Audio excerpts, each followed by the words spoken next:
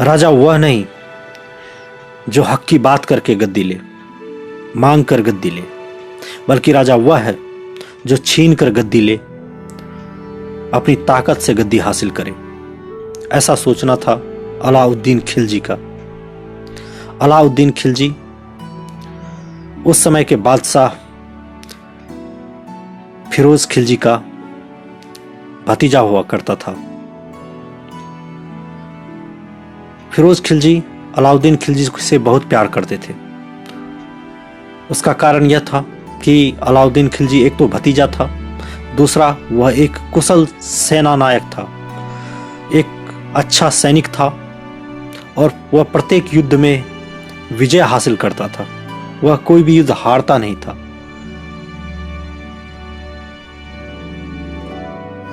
अपनी बुद्धिमत्ता और चतुराई से किसी भी प्रकार से हर एक युद्ध को वो जीत लेता था और बादशाह को इसके अलावा और चाहिए क्या।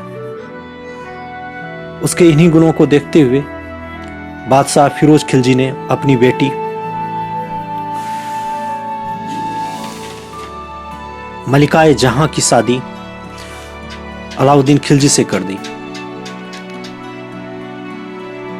बादशाह ने यह सोचा था कि ये मेरे संबंध में आ जाएगा तो मेरा राज और ज़्यादा मजबूत हो जाएगा, मेरा साम्राज्य एक मजबूत स्थिति में रहेगा, क्योंकि मेरे आसपास अपने संबंधी मजबूत और विश्वासपात्र रहेंगे तो मुझे बादशाह बने रहने से कोई नहीं हटा सकता।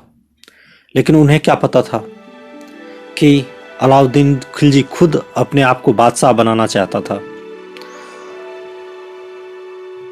वो अलाउद्दीन खिलजी बहुत ही शातिर, धूर्त और क्रूर था। उसने एक योजना बनाई। चूंकि अलाउद्दीन खिलजी खुद ही बादशाह बनना चाहता था तो उसने एक योजना बनाई कि वो बादशाह से बिना पूछे एक अभियान पे निकल गया। किसी भी युद्ध को लड़ने के लिए सबसे पहले बादशाह की अनुमति की जरूरत होती है। बादशाह परमिशन देंगे तभी तो युद्ध लड़ा जाएगा। लेकिन अलाउद्दीन खिलजी ने ऐसा नहीं किया। अलाउद्दीन खिलजी देवगिरी की ओर निकल गया।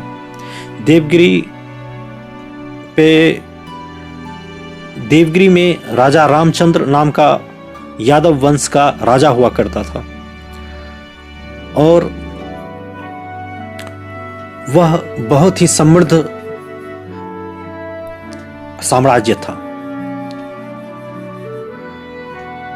देवगिरी अभी का जो महाराष्ट्र क्षेत्र है वो उस समय देवगिरी कहलाता था।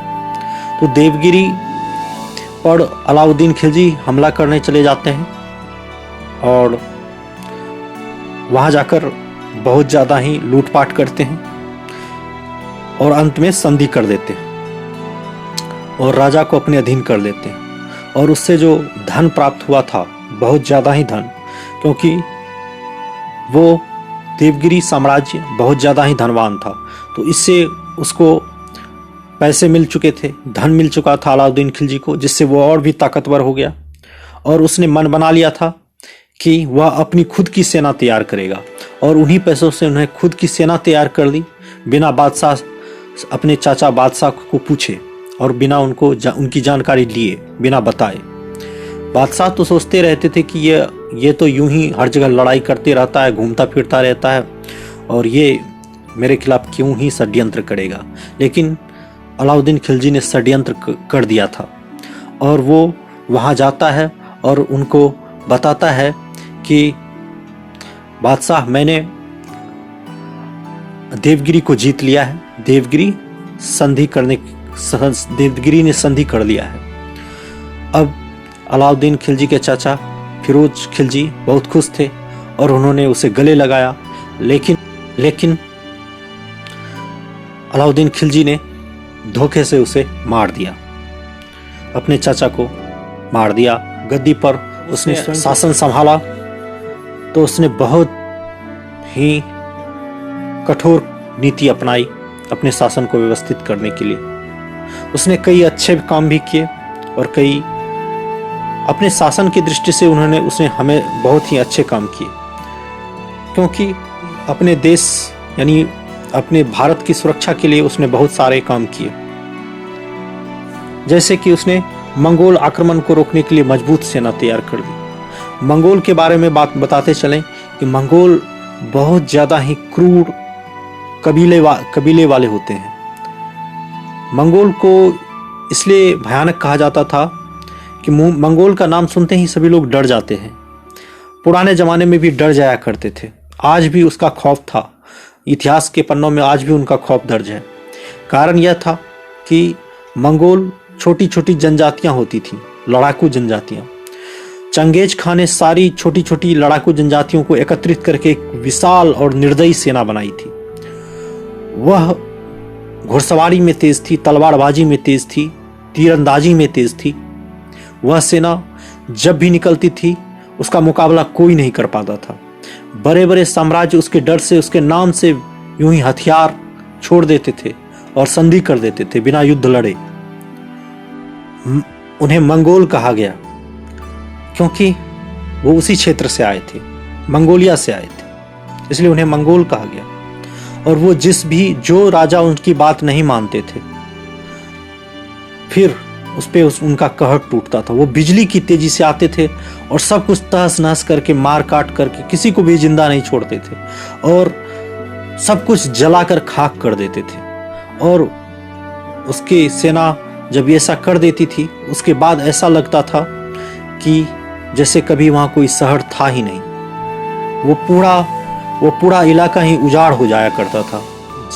जिस मंगोल से पूरी दुनिया डरती थी, उसका मुकाबला अलाउद्दीन खिलजी करते हैं। मंगोलों के खिलाफ 1297 से 1308 ईस्वी तक उन्होंने अभियान छेड़ा, युद्ध किया मंगोलों से।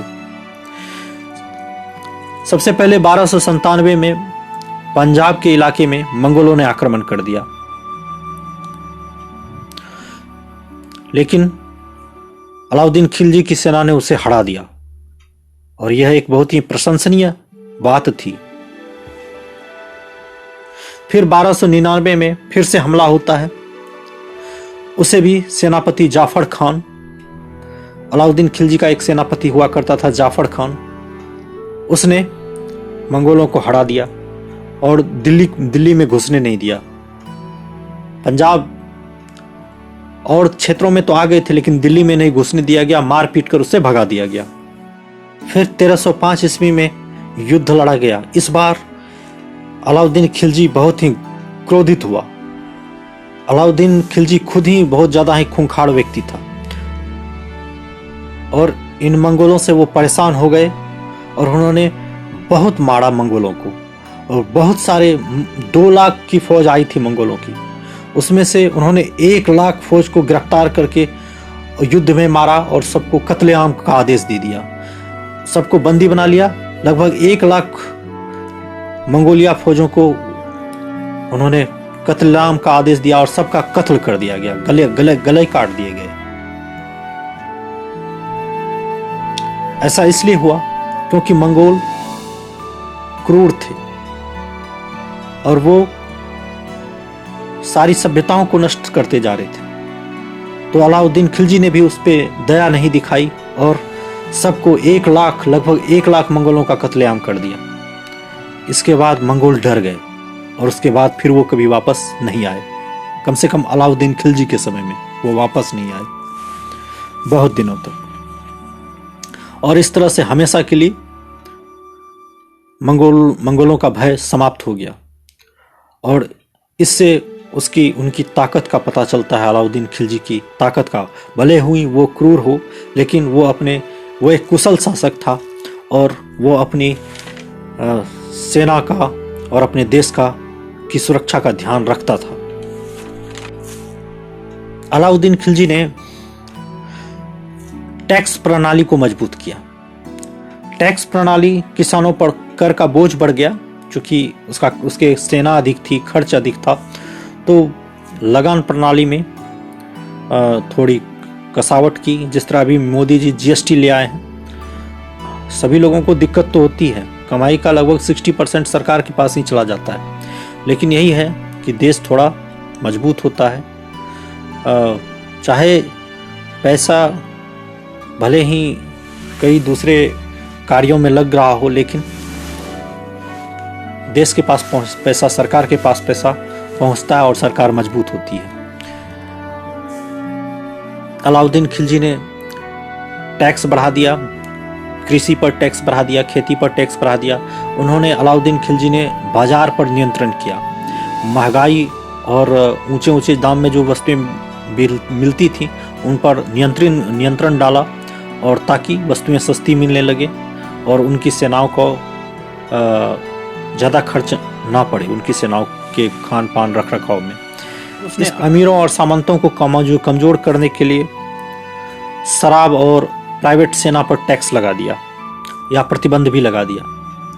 और उसने कहा कि जितने पहले के ज़माने में जो जमींदार होते थे, सामंत होते थे, अमीर होते थे, वो अपनी खुद की पर्सनल सेना रखते थे।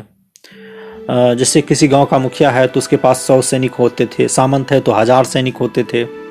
इस तरह से अपने जिस प्रकार से अभी हम बहुत कुछ अमीर लोग होते हैं वो प्राइवेट बॉडीगार्ड रखते हैं, और बॉडीगार्ड तो एक ठीक है, यदि वो पूरा बटालियन रखने लग जाए, प्राइवेट आर्मी की कंपनी रखने लग जाए तो हो सकता है कि इस देश की सुरक्षा को खतरा हो। लेकिन उसी समय की बात, अलाउद्दीन खिलजी ने इस बात को समझा और उसने शराब पर और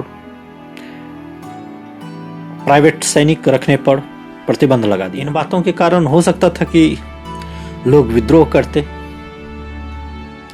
तो इन विद्रोह को दबाने के लिए उन्होंने, ताकि लोग उसके खिलाफ कोई जहां कहीं षड्यंत्र उनके खिलाफ हो रहा होगा उसे वो दबा सके।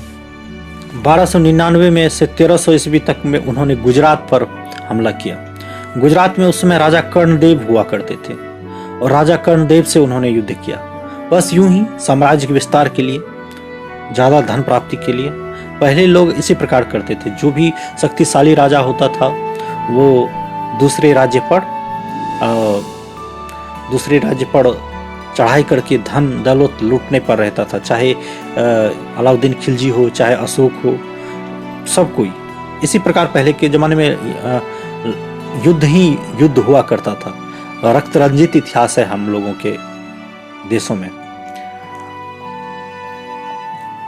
तो राजा कर्णदेव से युद्ध वो लड़ता है, राजा कर्णदेव हार जाते हैं। अब होता क्या है कि सोमनाथ, वहीं पे गुजरात में सोमनाथ मंदिर हुआ करता था, सोमनाथ मंदिर को लूटा जाता है और गुजरात में ही उसे एक बेहतरीन तोहफा मिलता है। उसे एक गुलाम मिलता है जिसका नाम मलिक काफूर होता है। मलिक काफूर बहुत ही तेज दिमाग का और बुद्धिमान और कुशल गुलाम था। वह एक हिजरा था, वह हिंदू था, उसे हिंदू राजा से गिफ्ट में लिया गया था। लेकिन जब वो बादशाह के पास आया तो उसका नाम मलिक काफूर कर दिया गया और उसने बहुत समय तक अलाउद्दीन खिलजी की सेवा की। जिस तरह से अलाउद्दीन खिलजी अपने चाचा का एक हथियार हुआ करता था, उसी तरह अलाउद्दीन खिलजी का हथियार था मलिक काफूर। वह ब्रह्मास्त्र था एक तरह से उस समय का। कभी कभी तो वह इतनी कुशलता दिखाता था मलिक काफूर कि उस लगता था कि बादशाह से बड़ा मलिक काफूर ही है।